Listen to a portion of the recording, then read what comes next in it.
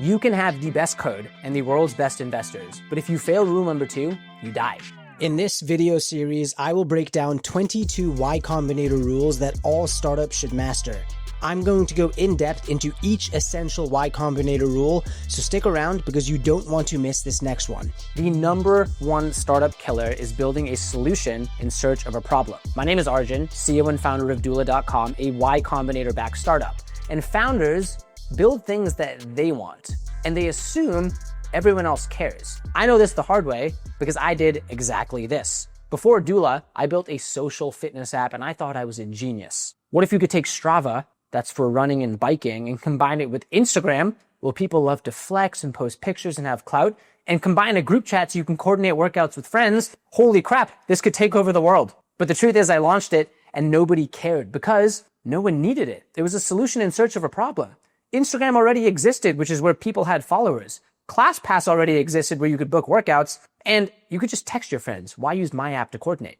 So I learned the hard way that this was a sitcom idea. This is the name that Paul Graham calls these types of ideas that are better fit for a sitcom, which isn't reality, versus the real world. And I'll give you one more sitcom idea, which really hammers home the point. You might have a dog. A lot of people have a dog or a cat. And a lot of people are on Facebook. Billions of people in the world are on Facebook. What if we took Facebook and built it for pets? But your cat and dog could be friends with other cats and dogs. And you might be nodding your head saying, holy crap, that's the next unicorn. But no, that is a sitcom idea. That's not an actual problem in the world that exists today. My dog doesn't need to be friends with your cat on a social network. These are sitcom ideas. And ultimately, if you have to convince someone they have a problem, you're losing. You're not building what they are screaming for. Let me tie this home in an analogy. You need to make sure that you are building and selling a painkiller, not a vitamin. A vitamin is ultimately a nice to have. You take it when you remember. You might have a vitamin D pill or a fish oil pill or a vitamin CK3 pill. And you know what happens if you don't take it? Nothing.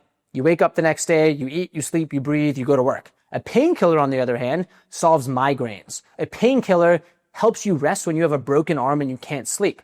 When you have a migraine, you don't care about the price or packaging. You just want the pain in your head to stop. That is the painkiller. You need to make sure you are building the painkiller, not building a vitamin. That is rule number 2.